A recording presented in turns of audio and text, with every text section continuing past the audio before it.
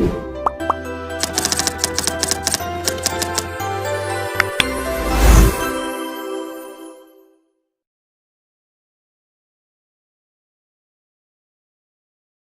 produk.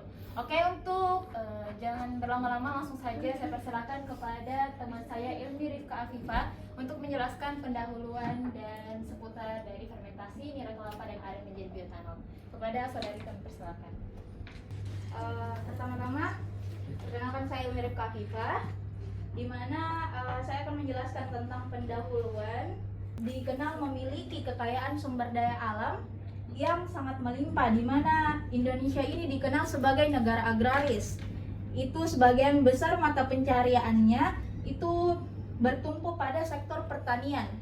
Energi alternatif juga pada khususnya bioetanol bisa digarap semaksimal mungkin kalau di setiap daerah itu yang memiliki tumbuhan nira kelapa ataupun nira aren dimanfaatkan atau dikelola dengan energi terbarukan ramah lingkungan yang ada di Indonesia. Karena dia itu menjelaskan tentang kenapa nira aren itu bisa dijadikan. Persilakan kepada saudari untuk menjelaskan. Baik, terima kasih. Saya akan menjelaskan tentang bahan baku dalam proses pembuatan bioetanol. Nah, bahan baku yang utama dari fermentasi nira aren yaitu yang pertama etanol CH2H5OH, hasil utama fermentasi gula oleh ragi. Selanjutnya asam asetat CH3COH 1000 per kemasan.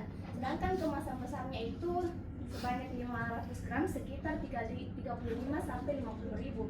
Selanjutnya itu ketersediaan urea dan NPK mudah didapatkan di toko pertanian. Harga kemasan kecilnya itu misal 1 kg atau 5 kg sekitar 10.000 sampai 20.000 per kilogram, tergantung merek dan dijual dalam bentuk bubuk. Harganya sekitar 25 sampai 40.000. Baik, mungkin itu yang saya sampaikan. Saya kembalikan ke moderator. Baik, terima kasih atas kesempatannya. Jadi saya akan menjelaskan mengenai proses pembuatan dari nira menjadi bioetanol. Jadi yang pertama pastinya kita harus mensterilisasikan alat yang dimana menggunakan autoclave guna juga untuk membunuh mikroorganisme dan pada saat fermentasi itu tidak terjadi kontaminasi. Kemudian yang kedua itu penyadapan nira. Jadi caranya itu niranya ditaruh di wadah yang higienis, kemudian didiamkan selama 24 jam guna Celsius untuk persiapan fermentasi. Kemudian dilakukan pengecekan Brix yang dimana range-nya itu 12 sampai 15 derajat BX, dan Brix itu merupakan konsentrasi gula dalam larutan.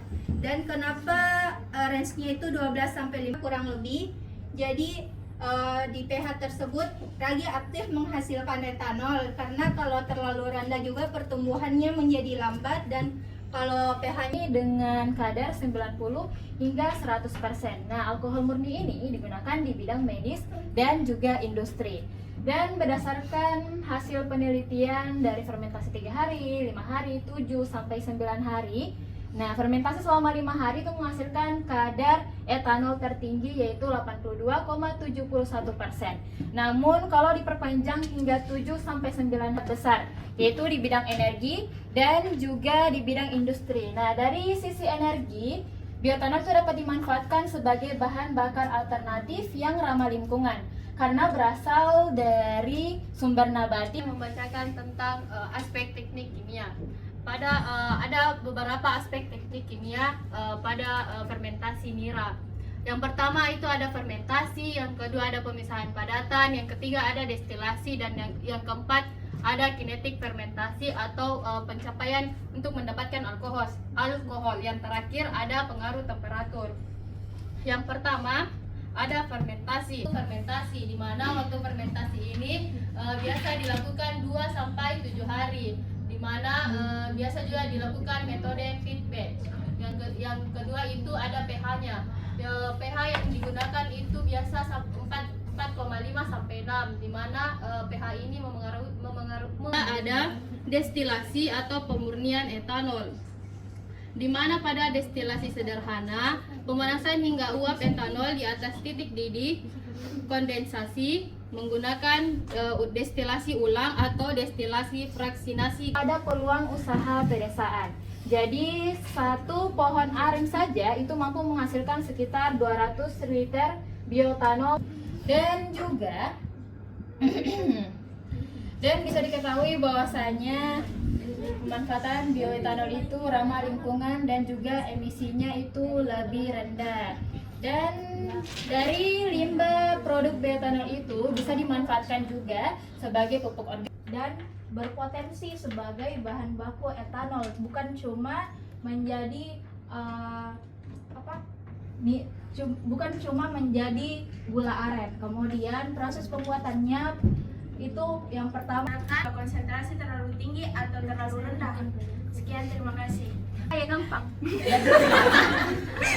laki-laki perempuan Laki-lakinya lagi tahu nah. Iya, tahu. suara baru Apa yang paling menentukan untuk mendapatkan bioetanol yang paling bagus gitu? Nah,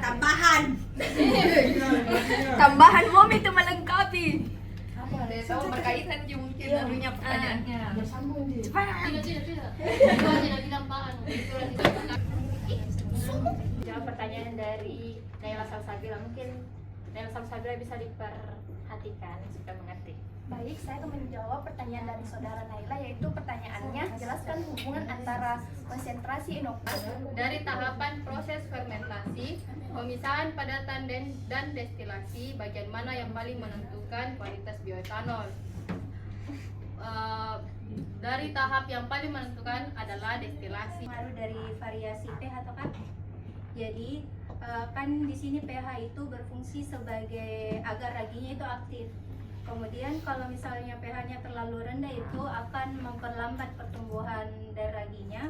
Kemudian kalau pH-nya terlalu tinggi itu akan memudahkan kontaminan. Satu, saya ucapkan terima kasih. Wassalamualaikum warahmatullahi wabarakatuh.